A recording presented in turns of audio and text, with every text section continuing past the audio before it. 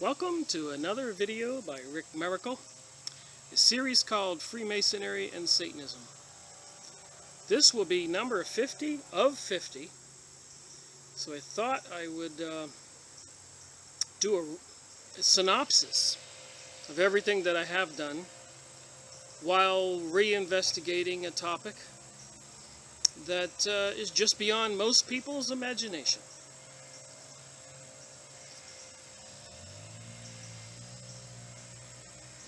The book, The Facts of Psychic Science. Looks like they have the all-seeing eye there on the bottom. So as you've heard me discuss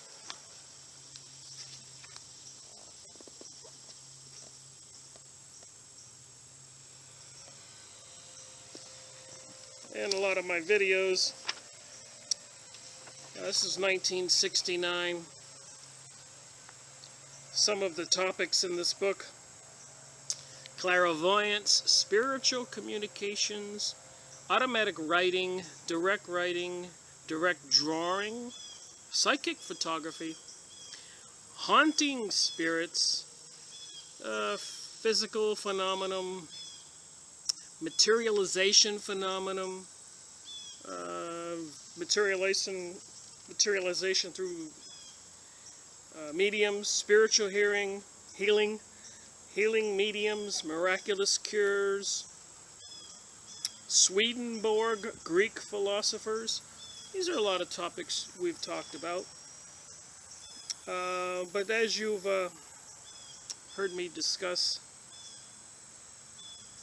from around 1840 to 1940 was the Psychic Research Society. They started about 1840 in Europe with the European Psychic Research Society. And then a few years later, the American Research Society. And they did all these small pamphlets, booklets, and press releases. And some people, and like in this case, they compiled a huge amount of that data into a book of psychic research. So again, as I continue to say, reality is not what people think it is, and that's the whole point. So I thought what I would start out here with chapter 2 is an introduction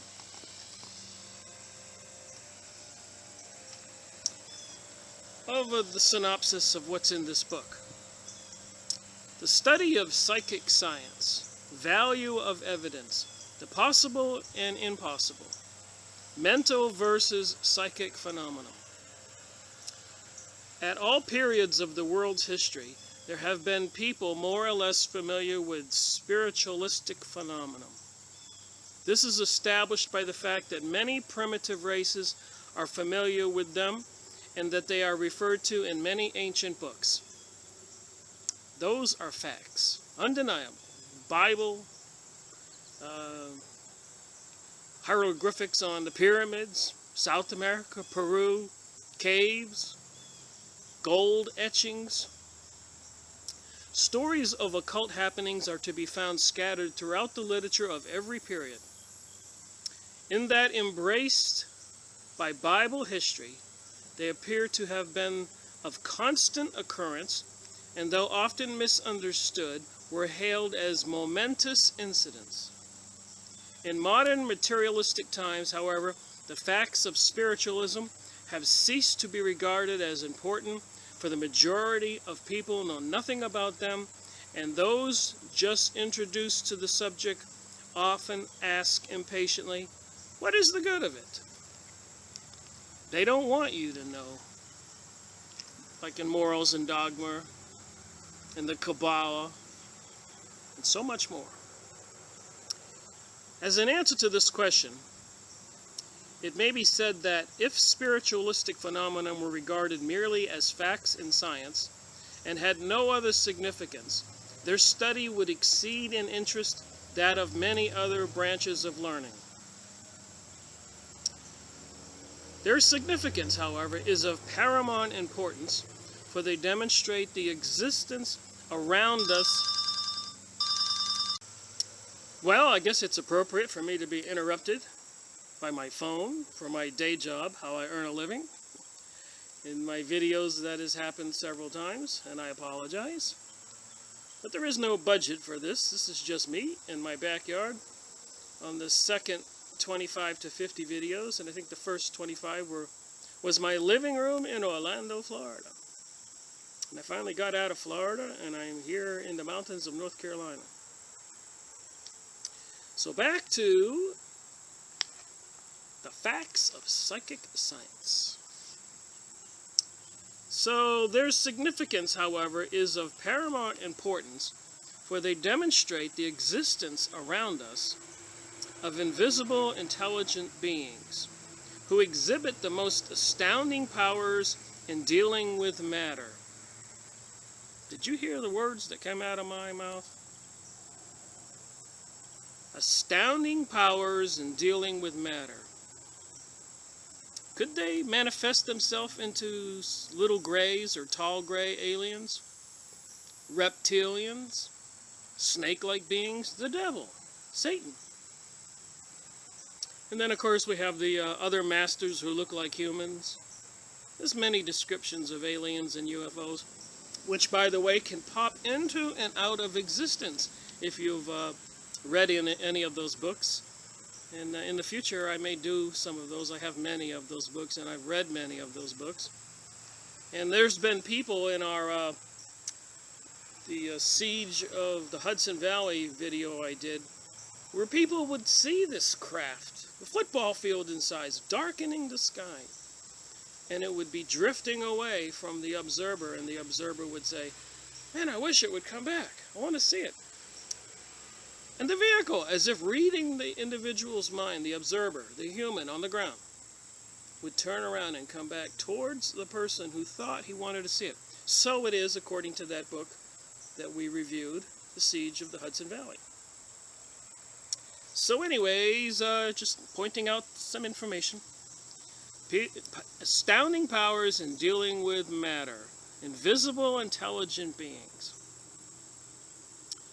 They are the means by which friends who have passed over are enabled to communicate with us, which they often do, describing as far as possible their experience in passing over and their present state.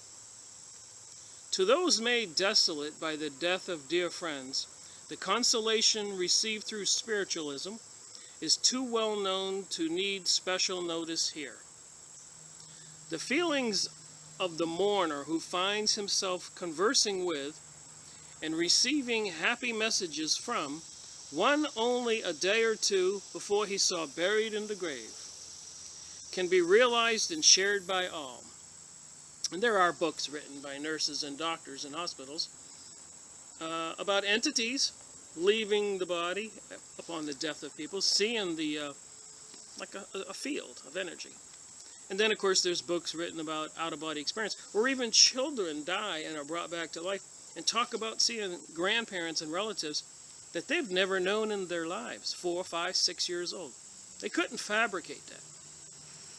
So again, the point of my videos is there's more to reality than what people know, and I think it's important we wake up and know what's going on, and what the people behind the scenes, the Illuminati, Rosicrucians, Church of Satan, Hollywood, the bought and paid for politicians, Zionism, I could go on and on with the names, banksters, CEOs, all these people into the occult that's in the news, the movies they're making.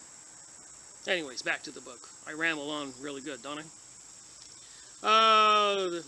The feelings of the mourner who finds himself conversing with and receiving happy messages from one whom only a day or two he saw buried in the grave, can be realized and shared by all.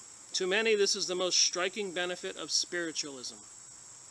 Spiritualism has given assurance to thousands that what follows death is not annihilation, to an awe-inspiring change, but a painless and immediate introduction, and of course, freedom from all body infirmities. Don't get sick and you don't have to pay bills. By its means, human survival can be proved experimentally, which gives us a feeling of certainty to intelligent people, unobtainable in any other way. There have been many atheists, agnostics, and materialists to whom the above assurance has brought much comfort.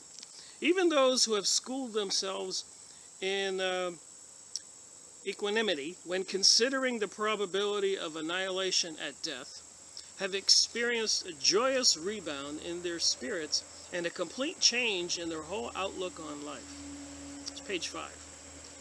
A belief in its teachings make men live better lives. So they always say people who have death experiences and come back, their lives are changed. They live different. They know things most people don't know. A conviction of the proximity and activity of the so-called dead, and the knowledge that none of our sins is forgiving, but that every act and thought, good and bad, is recorded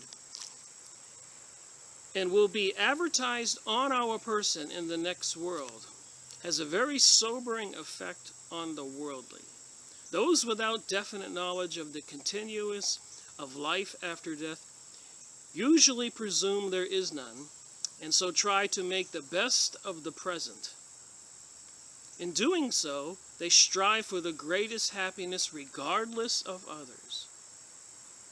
And in the struggle for power and mastery, sounds like all the people running our world, the Illuminati, Freemasonic societies, and I don't need to name all the other names, like Zionism and Hollywood and Church of Satan, are in the struggle for power and mastery, the possession of which they think necessary for happiness, are all deterred by the knowledge that their selfishness may cause suffering to others, are not deterred by their knowledge that their selfishness may cause suffering to others. So all these selfish people just don't care. And it may not bode well for the USA in September 2014 and in our near future, with the police departments buying bullets and FEMA camps and all the other weird propaganda in the media. Anyways, back to the book. A widespread conviction of continued existence after death and the temporary character of earth life would do much to ameliorate conditions in the latter. So we could wake these people up and know they're going to pay when they go to the other world. Maybe they would change their ways. The outlook on life would be different. Things now regarded as of paramount importance would cease to be so regarded. Unscrupulous ambition, the passions for wealth and power over one's fellow man, and the desire for social distinction would all be robbed of their glamour, to the great good of the individual and the masses. How many Hollywood stars have you seen videos on the internet who confess to signing in blood to sell their soul to the devil? Civilization would assume a new aspect, and it would step on a higher plane and cease to be on a par with barbarism. Like George Bush says, out of chaos and anarchy will come the New World Order, so they have to bring us chaos and anarchy. Anyway, strife and bloody wars would cease. For, with full assurance of the immediate future life, the futility of butchering one's fellow men would clearly be seen. Knowledge of psychic science may be obtained either by long-continued personal investigation of the phenomenon. I've spent 10 years studying this stuff. That's why I made these videos, to give you a shortcut. Anybody who will watch and wants to learn. And I realize it may be tedious to watch me, and it may be slow, but you can always pause it and come back to it and pay attention. You may gain a lot. By a careful study of the literature and of the subject and examination of the evidential facts, or by a combination of both methods. The last is, of course, the best. So if you read a lot of books and do a lot of serious study, the investigator who seeks instruction only by personal experience and who does not number reliable mediums, that would be psychics, among his friends, is seriously handicapped, for nowadays good public mediums are rare and expensive. And without a good medium, there can be no noteworthy phenomenon, mental or physical. Well, I think that basically studying and reading and examining most people, their own life, can probably turn up a lot of psychic phenomenon. In my case, as I mentioned in my videos, I did see those 6 or 7 orange orbs coming flying in the sky over my patio. I did have the out-of-body experience where I floated above myself in my living room Christmas Day Eve, not Christmas Eve. And then I panicked and wanted to go back, and I woke up. And when I was floating above myself, I saw the top of the refrigerator was black. And so when I woke up, I said, was that just a dream? And I got a chair and stood on it, and sure enough, the top of the refrigerator, which sat next to the stove, was black. You could write your name on the soot. So there you have it. So what I thought I would do on this 50th video will probably be several parts. And we'll just take a little review of some of the books we have reviewed. The Secret Doctrine by Helen Blavatsky, sort of a Bible in the beginning of the occult movement. She went to India, spent many years, and learned the Indian philosophy of how those yogas could sit there in the middle of winter and not eat, and levitation, and all kinds of magic in India was very relevant. So I thought I would just look at her book and go to page 242.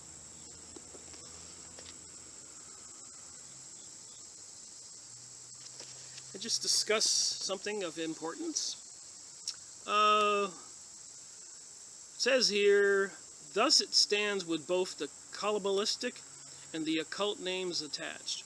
So the Kabbalah movement and a lot of the other stuff, the Morals and Dogma by Albert Pike and Rosie Crucian, if you read their books, I have some of them here now, you're going to see they reference Blavatsky, they reference the Kabbalah, they reference a lot of stuff that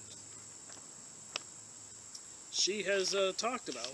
It's brought back as science to the world after her years in India. So we have here the pure spirit, the spiritual soul, the Buddhai, the Manas, and over here we have a little bit of I guess a comparison chart. I'm not going to read a lot from this, just say that it exists. You can go online and look it up.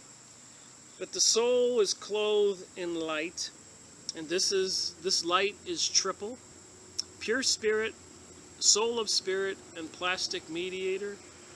The garment of the soul is the rind body of the image of the astral soul. You know my philosophy is this vehicle, sitting here talking, walking, and living, is but a vehicle. It would not operate without the soul inside of me, my spirit. And I think if it were some kind of vacuum cleaner to just suck the soul out of me, the physical body would just pop over. It's like a batteries in a radio. Without the batteries, a radio is not going to work. Without the energetic spirit or soul in human bodies, they won't work. And we know the government's in the remote viewing, and people go in chairs and get into trances and spy on the Russians, and the Russians spy on the Americans, and the Chinese spy on everybody.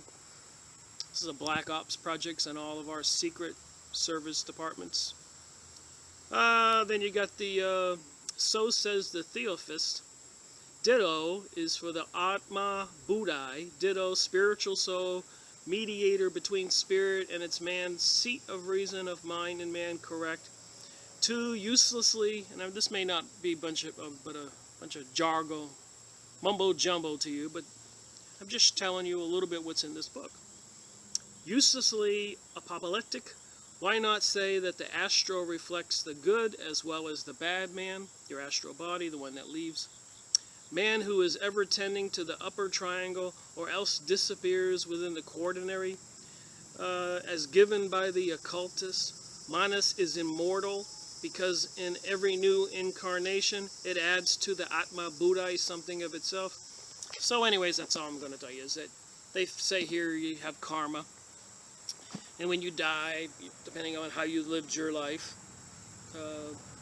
is where you go in the next life. So if you were a really good giving to your fellow man, charitable person, you'll go into a higher plane, and if you're a taker and murderous thief, you're going to go into a lower plane, karma. Alright, so again, we're just going to be reviewing a lot of books in this video after we examine the psychic research book we just did. This one we examined in my videos. And the things that I came away with this, and John Robinson was a very well-known author, and Dungeon, Fire, and Sword, the Knights Templar, and the Crusades. There's a couple things I'll just point out here that blew me away. Number one, the Crusades, there were 8 of them, according to this book, in my understanding, and that's the symbol you've seen everywhere, the little cross. A couple things I got out of this was the Crusades, starting in 1000 after Christ to 1300 after Christ, 300 years, came out of a desire for more wealth and money and adventure, either and or from the Vatican and the kings from Italy, France, England, Germany, Spain, and the whole area. And so the kings in cahoots with the Vatican, in the name of God, would head off towards Palestine, Jerusalem area, along the whole coast. And there were 2 routes to get there. One, of course, is by ship, off of Italy, over across the Mediterranean, towards the shore of Jerusalem and the other cities along the shore. Jerusalem is probably a little inland. Or you would have to go across Europe and through Turkey and the Balkans and all those places that are in the news in the last 10, 15 years, and wars and turmoil and all that stuff. And while these crusades headed that way, the farmers and the citizens that lived there would be raped and plundered by these crusading armies, led by like King Richard the Lionhearted and many others, which was so when they did get to Palestine and Jerusalem and all those cities along the coast, they would have the Knights Templar, and they would take over the cities and kill the Arabs that they didn't run off. And the Arabs that lived there, so they wouldn't be robbed of their gold, men, women, and children, would smuggle, nickel-sized gold pieces, quarter-sized gold pieces, dime-sized gold pieces. That's what they had, those old ancient coins. So the invading Christians would take a knife and gut them and spill their guts in the ground, and I guess feel around for any gold coins. It was a pretty vicious thing. So anyways, after the crusade, and they took over, and see, a lot of these kings all over Europe had other family, children, sons, and their families grew, and there just wasn't any more property and wealth to share, so they had to have the crusades to acquire more wealth and power and castles to conquer, as well as the Vatican charged a fee for the whole thing, and they were lacking in wealth. So in the name of God, they would approve this project upon it for a fee. So it was all about wealth and conquer and money. And then, like I said, the horrendous things they did to the people, ankle deep, knee deep in blood when they would go in there. Nobody survived. They killed them all. So 20, 30 years later, as society settled down, and the enslaved and conquered Arabs would have a leader who would rise up, and then would be waves of Arabs that would kill all of the Christian pilgrims and the lower level people, while all the high level people, the kings and the queens and the aristocrats, would hop on a ship right there at the shore and go home. But all the Christian pilgrims usually were slaughtered, and all who were captive, if you weren't somebody, you were slaughtered. If you were somebody, you were ransomed. So then again, 20 years later, the Pope would rise up for Crusade number 2 and do the whole thing again. Germany, England, France, march across Greece and the Balkans and Chechnya and all that, killing and raping and stealing from the farmers and all the citizens on their way to Jerusalem, to yet again kill all the Arabs and gut them open to get the coins, get the castles, and then 10, 20 years later, some leader in the Arabs would rise up and killed them. So this was 8 crusades in 300 years, and the hope in the Christians and the kings would make deals with the Sunnis or the Shiites. So if the Sunnis were in power in an area they wanted, they would get the help of the Shiites to kill the Sunnis. And then if the Sunnis were in power, they would get the Shiites, and the vice versa. You got it. So this went on for 300 years, pitting the Sunnis against the Shiites, who were both trying to be leadership of the Muslim religion. So we reviewed that a lot. I read this entire book, as you see all my tabs there. It was a horrible thing to read. The reason why, what fors. And then, of course, you remember this book here I read, Mysterious Phenomenon of the Human Psyche. Basically, you know, that this been studying is Leonard Vasily. The author is an important Soviet physiologist and pioneer in the study of parapsychology. At his suggestion, a special parapsychology laboratory, the first of its kind in Russia, had been established at Leningrad University. So this began the whole game of psychic research as a science. And they discovered a lot, and a lot of it's black science projects today, underground, like remote viewing, platoons of soldiers and spies for the United States. And God knows that we talked about Hitler abducting a gypsy young man in Munich and having a young lady of the occult on a block stone slab, sacrificing the man to bring forth an entity so it would impregnate the young lady and bring forth the master race for the occultists. Then we had another book I did, was the Holy Bible for the Masonic members. I guess when you joined the lodge, you would get this Bible. And we know all about the sun's ray being the god of Osiris, and their interest in rebuilding King Solomon's temple in Jerusalem. And George Bush's great-great-great-granddaddy's brother, or a guy named George Bush, related to the family, a professor, was seriously interested 200 years ago into helping the Jewish people of the world get their homeland 200 years ago. So this is no small thing and plan that's been going on. Didn't start at World War I, didn't start even in the Russian Revolution, or when Theodore Herschel wrote The Jewish State in 1886 or 87 or something. George Bush's great-great-great-grandfather in 1789 or something was part of the Schmorgenberg religion, which is seriously into the occult and spiritual communication. I only wonder, who are they communicating with, and has this entity, Lucifer or whatever, been telling them to do all this insanity, these conquering and murdering and raping, since the Crusades? Anyways, in this Bible, Christian Bible, Holy Bible, they got the Let There Be Light.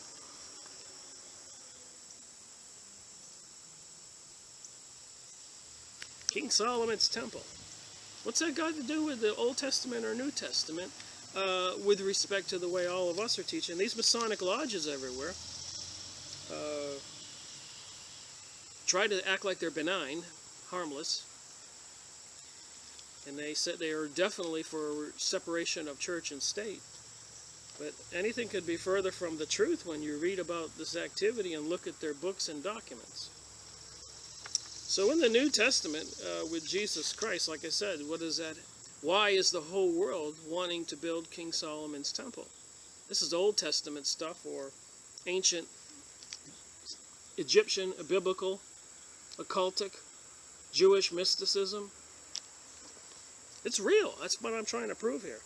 These are, remember, this is a Masonic Bible, Freemasons.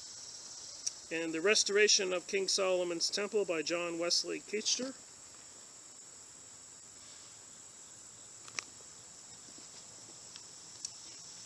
People just don't believe in the reality on all those lodges on every corner all over the United States and the world, even in Haiti, Argentina.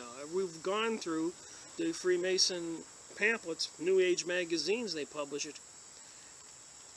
Anyways, so clearly it's quite bizarre. Does somebody want to bring back, is this the New Age and the New World Order? Is there some kind of conquering going on? Anyways, that's the Masonic Bible. You can find one online. We're just recapping here. And of course, in my videos, we've been doing this psychic research.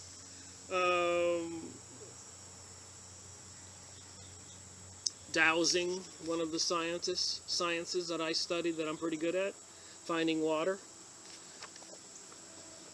So these psychic societies published all these books, and there's instructions on how to dowse and use your right brain, your highest spiritual self, to find water. They published these things. This is July 1897.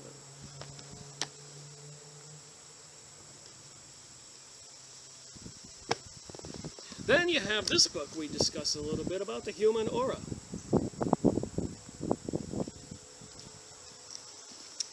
And this guy here could take what he did, William Kilner.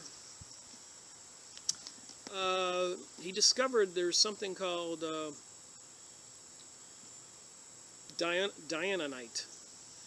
And basically what it is, it's cold dust, like coal from a coal mine. Coal you burn, coal. And if you take the powder and you mix it with water and ferment it, it becomes like a coal dye. And they used to use coal dye in the past. But he found that if he took the coal dye and added water and made it into I guess you could, a dark looking liquid, almost like a dark iced tea color but black, and poured it between two panes of glass, you know, surrounded by an enclosure so the liquid would stay in the glass, and he looked through the glass, he could see people's auras. And the auras are part of your spirit. Everybody thinks the spirit is inside, but in my opinion, it's like this outside. It's like an oval bubble that outside of the human body, like this sort of.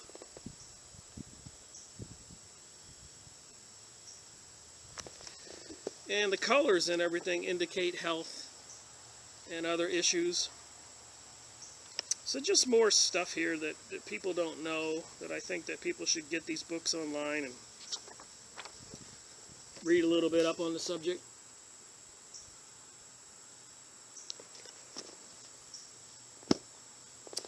And we have here psychic discoveries behind the Iron Curtain.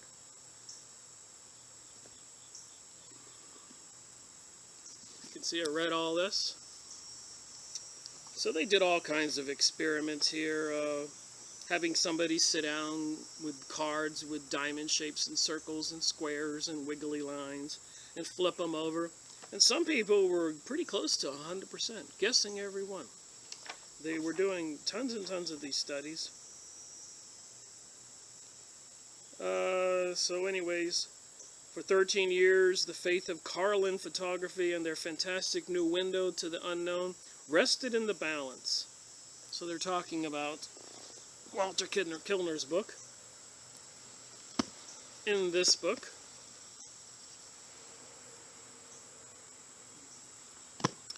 and then of course another one we reviewed was this book, Psychic Self-Defense. So what I got out of this book is, I'll just read you this front little page here. There have been many attacks upon occultism by those who are alive to the dangers and abuses to which it is liable.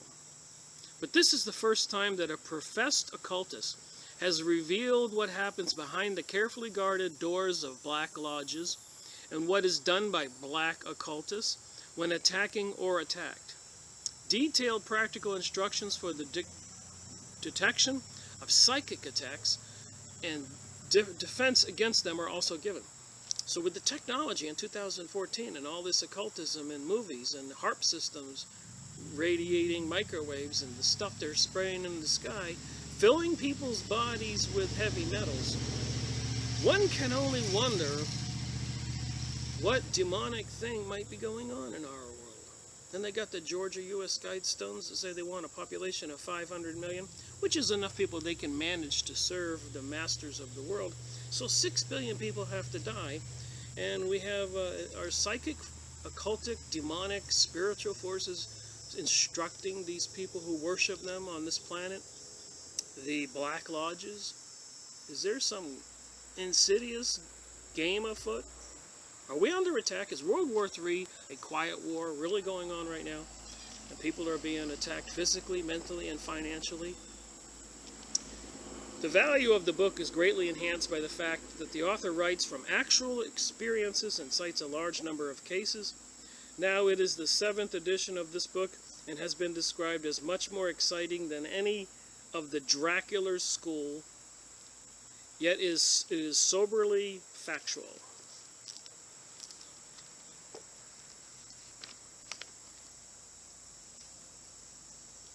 So anyways, you can get this. I did a video on this book.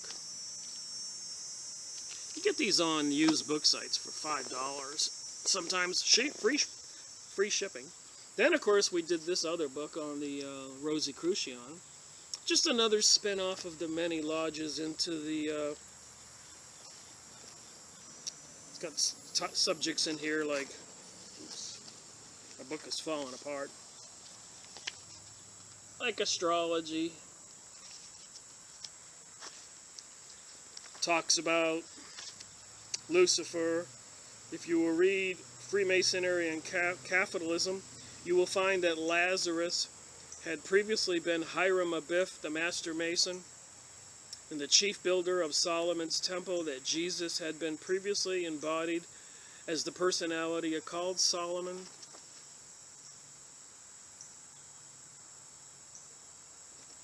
This side it says here, the Bible says, "Blessed are the poor, for theirs is the kingdom of heavens." It also states that it is more difficult for a rich man to enter heaven than for a camel to go through the eye of a needle. I don't think a camel could fit through an eye of the needle. So I guess a rich man can't get to heaven. Many other passages seem to show that poverty is a blessing and that riches are a curse. Why then do the churches solicit money and acquire riches? And why is the Rosicrucian Fellowship starting to do the same? We are well aware of that a superficial reading of the Bible may and does give a semblance of the justification for ideas set forth in the above question, but even by applying common sense apart from Scripture, it is self-evident that poverty cannot be regarded as a virtue in itself. Neither are riches as such to be classed as a vice. The passage quoted from Luke, "Blessed are the poor, for theirs is the kingdom," this is 238, of God, requires a qualification. This Matthew gives when he writes, "Blessed are the poor in spirit, for theirs is the kingdom of heaven." In the beginning, mankind was set on the earth to till it, make it fruitful, to have dominion over everything there. In other words, they were to labor, and naturally the fruits of their labor must accrue. As time went on, possessions had accumulated, and also man's desire for possessions. Therefore, instead of men having dominion over the world and over things therein, as Emil said, things are in the saddle and ride humanity. So things control people. Many a man thinks he owns a store, a business, a factory, but if he were to sit down and take actual and unbiased account of the things, he would find that the factory and the store own him. My point is, more cultic groups, they have their own opinion, solutions for things. And then again, we did morals and dogma with all the issues of the Kabbalah.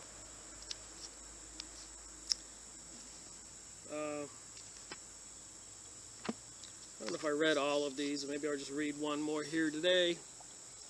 It's if, says the Kabbalah, the justice of God, which is severity or the female, alone reigned. Creation of imperfect beings such as man would from the beginning have been impossible, because sin being congenial with humanity, the infinite justice, measuring the sin of the infinity of God, offended against, must have annihilated humanity at the instant of its creation, and not only humanity but the angels. Since these also, like all created by God, less than perfect, are sinful, nothing imperfect would have been possible. If, on the other hand, the mercy or benignity of God, the male, were in no wise counteracted, sin would go unpunished and the universe would fall into chaos and corruption. So again, there's lodges on every corner. The Illuminati control the world. That composes all the lodges. And those were some of the books we went over. So let me just finish up with this video. Back to the facts of psychic science. Page 334. But many things had happened during those 7 or 8 minutes. A heavy musical box was moved across the room. So they were having a seance. The room was dark. Opened and wound up, started and stopped again. A heavy musical box was moved across the room, and it was opened, wound up, started and stopped again, while the people in the seance held hands with each other. A handbell was rung, so a little bell you ring. A handbell was rung. A hand holding it was thrust through the curtained doorway into the laboratory, and the bell was dropped in full view of the observers. The library ladder was carried across the room and thrust into the curtained doorway. So the library ladder just levitated and went across the room as if some ghost or entity, or maybe an invisible alien, had carried it across the room.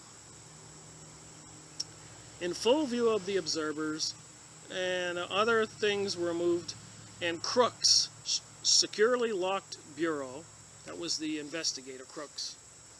All right, B, go away.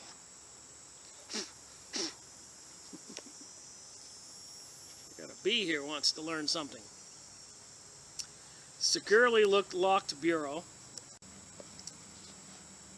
Had a bee chasing me. Anyways, Crooks, he was one of the psychic investigators. Securely locked bureau was opened, odd things placed in it, and all the drawers were pulled out. So this is all the psychic activity happening during this seance. It is evident that for the purpose of establishing the actuality of movements of objects in the dark, untouched by anyone, the above method devised by Crooks is an excellent and conclusive one. He also used it advantageously at materialization seances. To ascertain the capabilities of spirits in releasing a medium from bonds, tying them up, Crooks made a conclusive experiment in 1874 with Miss Corner, formerly Miss Florence Cook. It was in his own house. He bound the medium's body in 4 places with narrow tape, around the neck, the waist, the left ankle, and the 2 wrists were tied together. The lashings were tightly made with knots, which were stretched and sealed with his signet ring. At each of the 4 fastenings, long ends were left. And having laid the medium full length on the heart rug, so the medium is laid out on a rug, he fastened these to his library ladder, which he laid by her side. So she's all bound up and attached to the ladder. The fastenings to the ladder were made with exactly the same securities as the others. The whole tying up process occupied 3/4 of an hour. Crooks, with several friends, including Mr. Charles Blackburn, of Manchester, then left the room after turning out the light and waited in the adjoining laboratory. In 5 minutes, the medium called them back when she was found freed of all her bonds, which laid scattered about the room intact, with seals and knots untampered with. So they had to go through her body, dematerialize her body. An account of this impressive experiment was published in The Spiritualist, December 1874. A fairly common phenomenon with powerful mediums is the placing of an iron ring on his or a sitter's arm. That'll be a psychic going into a trance, while their hands are clasped. So usually the people sit at a table and everybody holds hands and nobody lets go. The phenomenon involves the passage of matter through matter and the release of the medium conjurer from handcuffs or manacles as an example of the same phenomenon. So I might point again here, they can dematerialize and materialize these psychics. How far-fetched is that to associate this with the alien UFO phenomenon, which materializes and dematerializes? It's just that it's done on a grander scale these days, but yet not really. Because there's a book called Invisible Residence by Sanderson. I have the book. Let me get the book. I read this book a few years ago. And I gave away my hardcover book. I liked it a lot, but somebody was interested in the subject, so after I read it, I gave it to him. So I ordered another one. I got this paperback. And basically what it says here in this book, a synopsis, is that for hundreds of years, UFO aircraft have been sighted. Even back when they had the Mayflower and ships like that.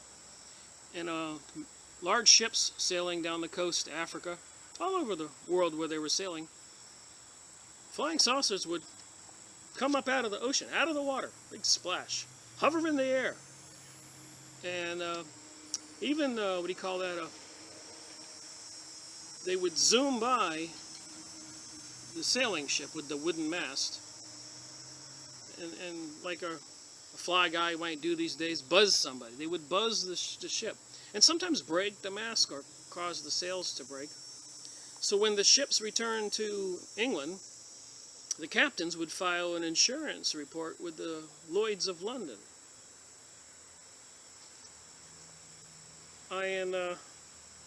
Ivan Sanderson wrote all about those details.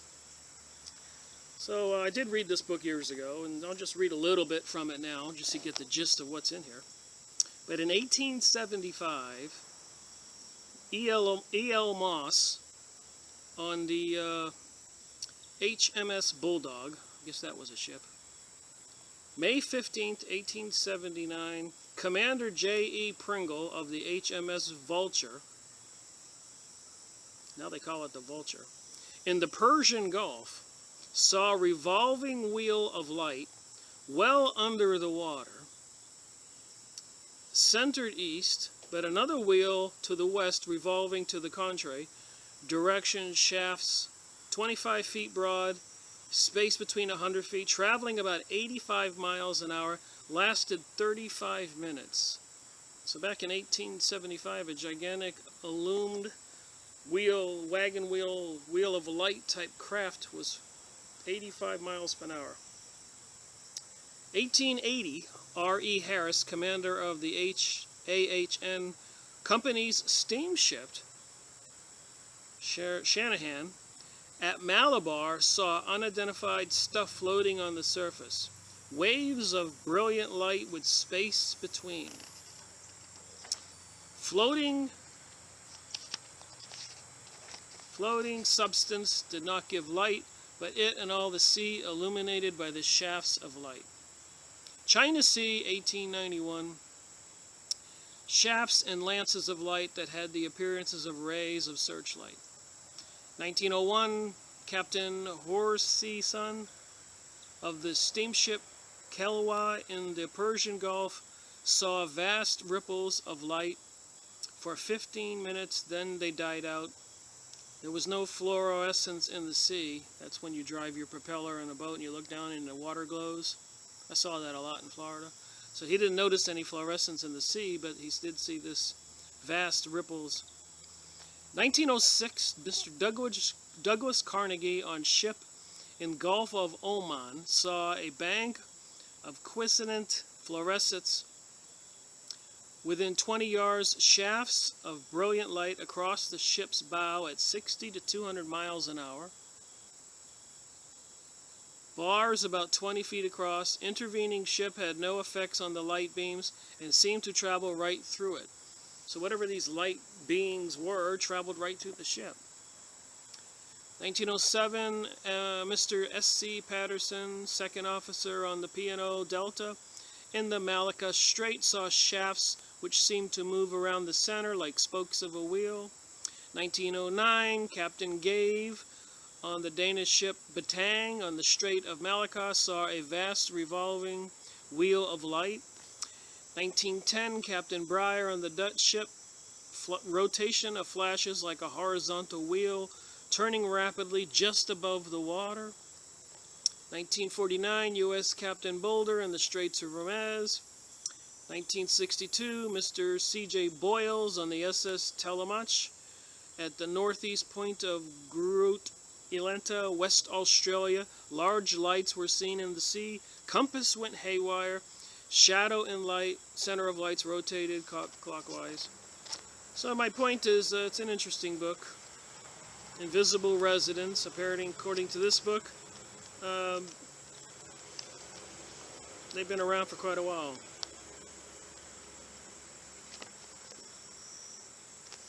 So getting back to my story here.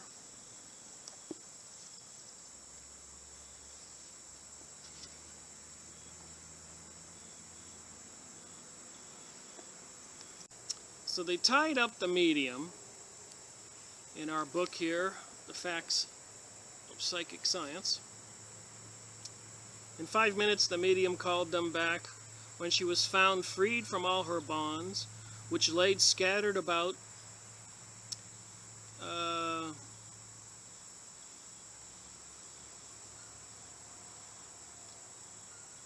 the floor, intact with seals, knots untampered.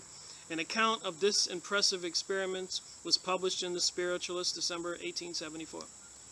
A fairly common phenomenon with powerful mediums is the placing of an iron ring on his or a sitter's arm while their hands are clasped.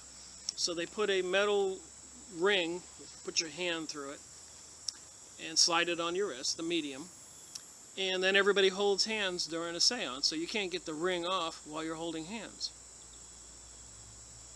The phenomenon involves the passage of matter through matter, and the release of the medium conjurer from the handcuffs or manacles is an example of the same phenomenon.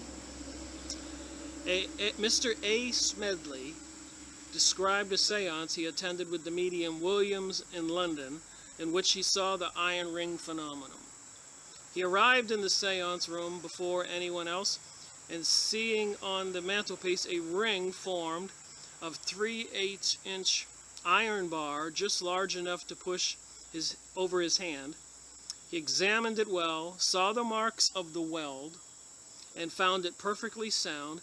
Smedley was an iron founder by trade, so he knew about welding and foundry. He then made a small identification mark on it with his penknife. When the seance was about to start, the ring, a bell, and other small articles were placed on the table round which the sitter sat. The seance was held in darkness. The sitters and medium all joined hands. Smedley sat on the left of the medium and held his left hand while holding it, and before the light was extinguished, he saw that the ring was still on the table. First, there were spirit lights, just like we talked about the invisible residents in Ivan Sanderson books. One of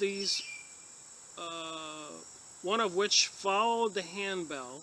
So the handbell, ring, ring, ring, those little bells, floated across the room. Then the sitters were touched by spirit hands and heard voices whispering in their ears. Just before the light was put up, Smedley felt something cold across his wrist, and on looking found the ring on his right arm. So he's holding hands with the medium. He feels something cold on his wrist, and he noticed the ring is on his wrist. And he didn't put it on his wrist, and he didn't let go of the medium's hand.